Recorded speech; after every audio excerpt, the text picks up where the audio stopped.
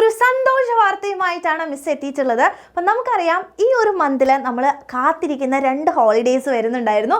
അതായത് നമ്മുടെ പൂജ ഹോളിഡേയ്സ് അല്ലേ.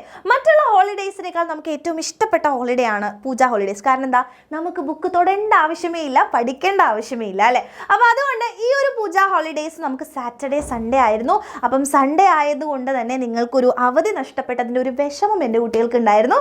അപ്പം ഇപ്പം അതിനൊരു ചെറിയ മാറ്റം വന്നിരിക്കുകയാണ്. അതായത് വെള്ളിയാഴ്ച കൂടെ നമുക്ക് അവധിയാണ് മക്കളെ. അപ്പോൾ നിങ്ങൾക്ക് വെള്ളി, ശനി, ഞായർ 3 ദിവസങ്ങൾ അടിപൊളിയായിട്ട് അവധി കിട്ടും. നിങ്ങൾക്ക് എൻജോയ് ചെയ്യാനുള്ള സമയമാണ്. അപ്പം എന്തുകൊണ്ടാണെന്ന് വെച്ചാൽ വളരെ സിമ്പിളാണ്. നിങ്ങൾക്കറിയാം നമുക്ക് പൂജ ഹോളിഡേയ്സിന് ബുക്ക് പൂജയ്ക്ക് വെക്കുക എന്ന് പറയുന്ന ഒരു സംഭവം ഉണ്ട് അല്ലേ. അപ്പോൾ അത് 10-ാം തീയതി വൈകുന്നേരം ആയതുകൊണ്ട് തന്നെ നിങ്ങൾക്ക് 11th-നും 12th-നും നിങ്ങൾക്ക് ലീവ് തരാൻ വേണ്ടിയിട്ട് പ്രഖ്യാപിച്ചിരിക്കുകയാണ്. അപ്പോൾ അതാണ് കാരണം എന്ന് പറയുന്നത്.